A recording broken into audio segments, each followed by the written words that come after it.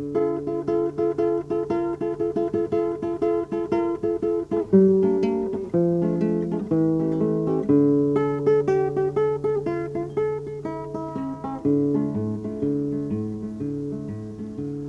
voglio ritornare al mio paese perché voglio trovare una bella sposa, una sposa molto semplice e cortese che non mi faccia troppo scomparire.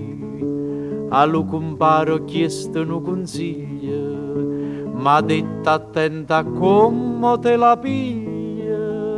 Se te la piglia senza niente fai la figura di un pezzente, se te la piglia ricca assai, chi comanda non lo sai. Se te la pigli troppo brutta poi ti rimane la bocca asciutta, se te la pigli troppo bella ti ci vuole la sentinella.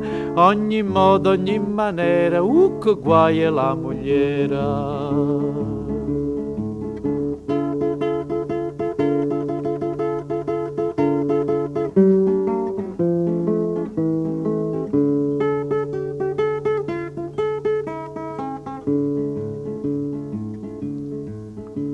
Lo mio compare un cervello fine, è un uomo che ha girato il mondo sane, però con sta faccenda me rovina, e intanto una moglie ho da trovare. E sto consiglio tutti m'hanno dato, attenta a chi ti porta dal curato.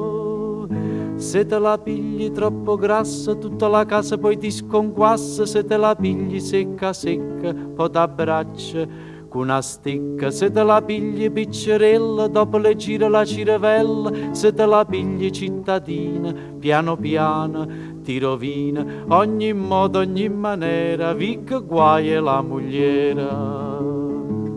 Se te la pigli senza niente, fai la figura di un pezzente. Se te la pigli ricca assai, chi comanda non lo sai. Se te la pigli troppo brutta, poi ti rimane la bocca asciutta. Se te la pigli troppo bella, ti ci vuole la sentinella. Ogni modo, ogni maniera, vicca guai è la mogliera.